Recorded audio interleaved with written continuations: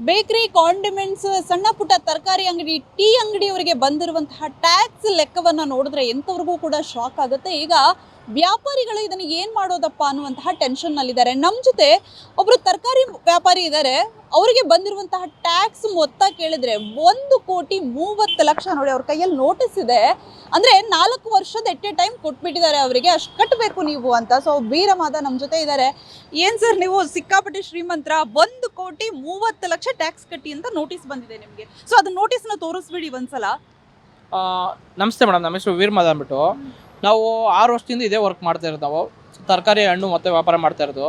ನಾವು ಬೆಳಗಿನ ಜಾವ 4 ಗಂಟೆಗೆ ಎದ್ದು ಮಾರ್ಕೆಟಿಗೆ ಹೋಗಿ ಮಳೆ ಬಂದರೂ ಕೂಡ ಏನಾದರೂ ಕೂಡ ನಾವು ಮಾರ್ಕೆಟ್ ಐಟಮ್ ಸೇಲ್ ಮಾಡ್ತಿದ್ವಿ. ನಾವಿಲ್ಲಿ ಲಾಕ್ಡೌನ್ ಟೈಮಲ್ಲೂ ಕೂಡ ನಾವು ಯಾರಿಗೂ ಏನೂ ತೊಂದರೆ ಮಾಡ್ದಂಗೆ ನಾವೆಲ್ಲರಿಗೂ ಸಪೋರ್ಟ್ ಮಾಡಿ, ಲಾಕ್ಡೌನ್ ಟೈಮ್ ನಮಗೆ ಏನು ಪ್ರಾಬ್ಲಮ್ ಆದರೂ ಕೂಡ ಸ್ಪೇಸ್ ಮಾಡಿ ನಿಂತ್ಕೊಂಡು ಎಲ್ಲರಿಗೂ ಸಪೋರ್ಟ್ ಮಾಡಿದ್ದೀವಿ. ಈ ಟೈಮಲ್ಲಿ ನೋಡಿದ್ರೆ ನೋಟಿಸ್ಗಳು ಕಳಿಸಿದ್ದಾರೆ ಸರ್. ಇದು ನೋಡಿ, ಒಂದಲ್ಲ 4 ನೋಟಿಸ್ ಇದೆ ಟೋಟಲ್ಲು. 4 ಇಯರ್ಸ್ 2021, 22, 23, 24 4 ನೋಟಿಸ್ಗಳು ಸಬ್ಸೆಪ್ರೇಟ್ ಇದೆ. ಎಲ್ಲ ಒಂದೊಂದು ನೋಟಿಸಲ್ಲಿ ಒಂದು 26 ಲಕ್ಷ ಒಂದು, ಇನ್ನೊಂದು 33 ಲಕ್ಷ ಒಂದು, 44 ಲಕ್ಷ ಒಂದು, 39 ಲಕ್ಷ ಒಂದು. ಇದು ಈ ಥರ ನೋಟಿಸ್ ಕೊಟ್ಟರೆ ಫ್ರೂಟ್ಸು ವೆಜಿಟೇಬಲ್ 0 ಟ್ಯಾಕ್ಸ್ ಅಂತ ಹೇಳ್ತಾರೆ. ನನಗೆ ಇಷ್ಟೊಂದು ಟ್ಯಾಕ್ಸ್ ಕಟ್ಟು ಅಂತ ಹೇಳಿದ್ರೆ ಎಲ್ಲಿಂದ ತಂದು ಕಟ್ಟೋಣ ನಾವು? ಅದು ಬಂದಿರೋ ವೇಸ್ಟೇಜ್ಗಳು ಎಲ್ಲಿಂದ ಹಾಕೋಣ ನಾವೆಲ್ಲ?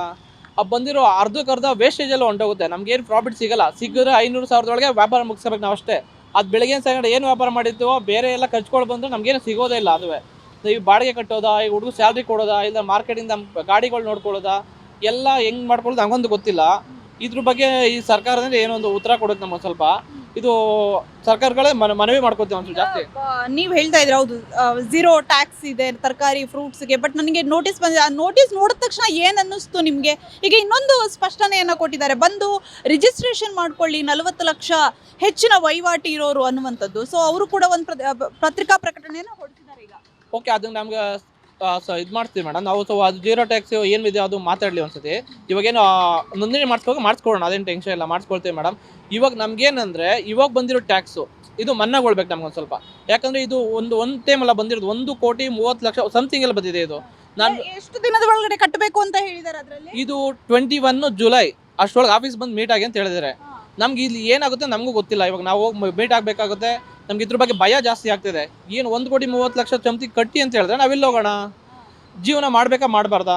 ಈ ಪ್ರಶ್ನೆಗಳನ್ನ ನಾವು ಮುಖ್ಯಮಂತ್ರಿ ಸರ್ಗೆ ನಾನು ಕೇಳೋದು ಜಾಸ್ತಿ ಡೈರೆಕ್ಟಾಗಿ ಕೇಳ್ತೀನಿ ಸರ್. ಇದು ನಾವು ಸಣ್ಣ ಪುಟ್ಟ ವ್ಯಾಪಾರಿಗಳು ಬದುಕಬೇಕು ಅಂತ ಬಂದಿದ್ದೀವಿ ಸಾಕು. ಹಳ್ಳಿಗಳಿಂದ ಇಲ್ಲಿ ಬಂದು ಸಂಪಾದನೆ ಮಾಡ್ಕೊಂಡು ಬಂದಿದ್ದೀವಿ. ಆ ₹1 ₹2 ಉಳಿಸೋದಕ್ಕೂ ಆಗ್ತಲ್ಲ ಇಲ್ಲಿ ಬಂದು ಜೀವನ ಮಾಡೋದಕ್ಕೆ. ಇವಾಗ ಅದರಲ್ಲಿ ಕೋಟಿಗಟ್ಟಲೆ ಟ್ಯಾಕ್ಸ್ ಕಟ್ಟಿ ಅಂದರೆ ಎಲ್ಲಿಂದ ಕಟ್ಟೋಣ ನಾವು? ಇದನ್ನು ನಾವು ಮುಖ್ಯಮಂತ್ರಿ ಸರ್ಗೆ ಮತ್ತು ಡಿ ಕುಮಾರ್ ಸರ್ಗೆ ಮನವಿ ಮಾಡ್ಕೋತೀನಿ ನಾನು ಸ್ವಲ್ಪ. ಇದನ್ನು ಸ್ವಲ್ಪ ಪರಿಹಾರ ಕೊಡಿ ನಮ್ಗೆ ಸ್ವಲ್ಪ. ಈ ಟೈಮಿಂದ ಏನಾಗುತ್ತೋ ಗೊತ್ತಿಲ್ಲ, ಮುಂದಕ್ಕೆ ನಾವು ಸರಿಪಡಿಸ್ಕೊಳ್ತೀವಿ ಅಂತ ಹೇಳ್ತಾ ಇದ್ರು ವ್ಯಾಪಾರಿಗಳು. ಅಷ್ಟು ಆದಾಯನೇ ನೋಡಿಲ್ಲ ನಾವು, ಲಕ್ಷ ನಿಮ್ಗಂತೂ ಕೋಟಿಗಟ್ಟಲೆ ಬಂದ್ಬಿಟ್ಟಿದೆ. ಮೇಡಮ್, ನಾವು ಇದುವರೆಗೂ ನನ್ನ ಅಕೌಂಟಲ್ಲಿ ಟ್ರಾನ್ಸಾಕ್ಷನ್ ಏನಿದೆ ಅದೇ ಮೆನ್ಷನ್ ಆಗಿ ಬಂದ್ಬಿಟ್ಟಿದೆ ಮೋಸ್ಟ್ಲಿ. ನಾನು ಅಕೌಂಟಲ್ಲಿ ಅಷ್ಟೊಂದು ದುಡ್ಡು ನಾವು ಸೇವ್ ಮಾಡಲ್ಲ, ₹1 ಅಷ್ಟೊಂದು ಮಡಿಗಳಿಗೂ ಆಗಿಲ್ಲ ನಮ್ಮ ಕೈಲಿ. ಇವಾಗ ಹುಡಿಕೊಂಡ್ರೆ 5-10 ಸಾವಿರ ಹುಡ್ಕೋದು ನಾವು ಕಷ್ಟ ಆಗುತ್ತೆ. ಏನೋ ಪ್ರಾಬ್ಲಮ್ ಬಂತು ಅಂದರೆ ಲಕ್ಷಾಂತರ ಟರ್ನ್ ಮಾಡೋಕ್ಕಾಗಲ್ಲ ನಮ್ಮ ಕೈಲಿ. ಇದೆಲ್ಲ ಹೆಂಗೆ ಮಾಡ್ತಾರೆ ನಂಗಂತೂ ಗೊತ್ತಾಗ್ತಲ್ಲ ಮೇಡಮ್. ಇದು ಸ್ವಲ್ಪ ಏನು ಬಿಸ್ನೆಸ್ಸಲ್ಲಿ UPI ಟ್ರಾನ್ಸಾಕ್ಷನ್ ಏನಾಗಿದೆಯೋ ಅದು ನೆಟ್ ತೋರಿಸಿದ್ರೆ ಇವರು. ಓಕೆ, ನಾನು ಒಪ್ಕೊಳ್ಳೋಣ, ಅದು ಆದಾಯ ಅಲ್ಲ, ಅದು ಟ್ರಾನ್ಸಾಕ್ಷನ್ ವ್ಯಾಪಾರದ್ದು ಆಗಿರೋದು ಅಷ್ಟೇ ಮಾತ್ರ. ಅದು ಬಿಟ್ಟರೆ ಬೇರೆ ಯಾವುದು ಲಾಭ ಅಂತೂ ಬಂದಿಲ್ಲ ಇದ್ರಲ್ಲಿ ನಮಗೆ.